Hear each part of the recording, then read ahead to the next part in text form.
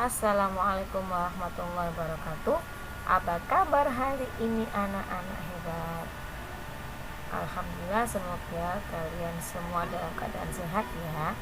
Hari ini kita akan masuk ke tema 2, yaitu udara bersih bagi kesehatan. Subtema 1, cara tubuh mengolah udara bersih, pembelajaran pertama. Silakan dicermati baik-baik ya video berikut. Sebelum kita mulai pembelajaran hari ini, Budiana akan menyampaikan tujuan dari pembelajaran kita. Yang pertama, melalui pengamatan video dan pembacaan teks, siswa mampu menyebutkan informasi terkait dengan pertanyaan apa, di mana, kapan, dan siapa dengan tepat. Kesempatan kali ini kita akan belajar untuk mengetahui cara mencari informasi penting dari teks. Bagaimana cara mencari informasi penting dari teks itu? Informasi penting dari teks diperoleh dari jawaban-jawaban pertanyaan yang menggunakan kata tanya, apa, di mana, kapan, siapa, dan bagaimana. Informasi tersebut dapat juga dicari dengan mengelompokkan pertanyaan dalam bentuk mind map. Berikut Dayu dan ikan hias judulnya. Untuk mengetahui informasi penting yang terdapat pada sebuah teks, kita dapat membuat pertanyaan dengan kata tanya apa, di mana, kapan, siapa, ataupun bagaimana. Nah, kata-kata tanya tersebut dapat juga dikelompokkan dalam suatu peta pikiran atau mind mapping, seperti contoh di samping. Kalian perhatikan, Dayu dan ikan hias, ini adalah judulnya. Terletak di tengah, dibuat bercabang-cabang. Dengan masing-masing cabang ada kalimat, ada kata tanyanya, ada kata tanya. Dari kata tanya itu kita dapat mengetahui informasi yang ingin didapat atau yang akan kita dapat dari teks yang telah kita baca.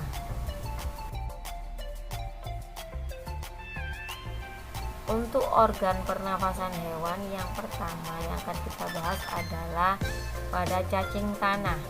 Cacing tidak mempunyai alat pernafasan khusus.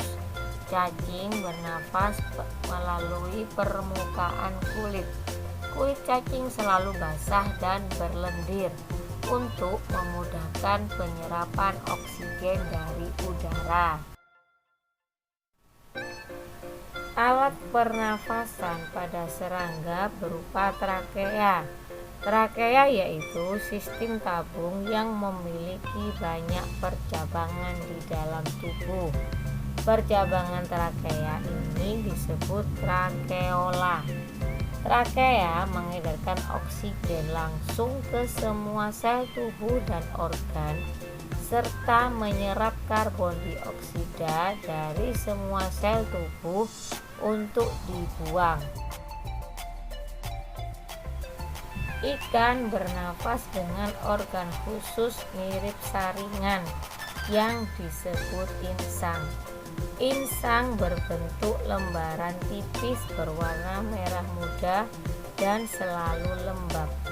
Insang terdapat tepat di belakang rongga mulut pada kedua sisi kepala ikan. Bias amfibi yaitu hewan yang hidup di darat dan di air. Katak termasuk hewan amfibi karena dapat hidup di darat dan di air.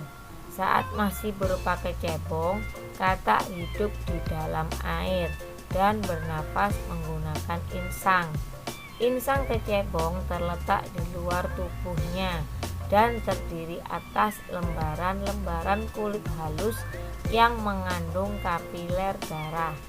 Setelah berumur 9 hari, Kecebong bernafas menggunakan insang dalam.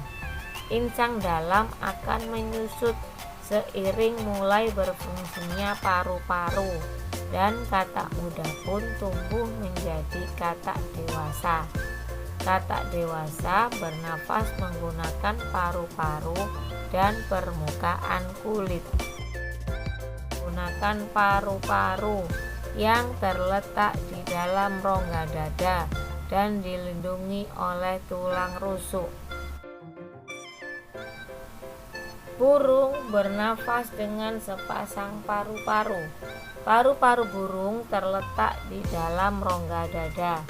Udara yang mengandung oksigen masuk melalui lubang hidung pada pangkal paru sebelah atas. Selanjutnya, udara masuk ke pembuluh udara yang disebut trakea. Dari trakea, udara sebagian masuk ke paru-paru dan sebagian lagi masuk ke kantong udara. Mamalia adalah jenis hewan yang menyusui anaknya. Ada dua jenis mamalia, yaitu mamalia darat dan mamalia air. Contoh mamalia darat: kambing, sapi, kerbau, dan kuda. Sedangkan contoh hewan yang termasuk mamalia air, misalnya paus, duyung, dan lumba-lumba. Alat pernafasan mamalia darat terdiri atas hidung, pangkal tenggorok, batang tenggorok, dan paru-paru. Pada mamalia air, alat pernafasannya berupa hidung yang dilengkapi dengan katup. Saat mamalia tersebut menyelam, katup akan menutup. Sebaliknya, saat mamalia tersebut muncul ke permukaan air, katup terbuka dan mereka dapat bernafas.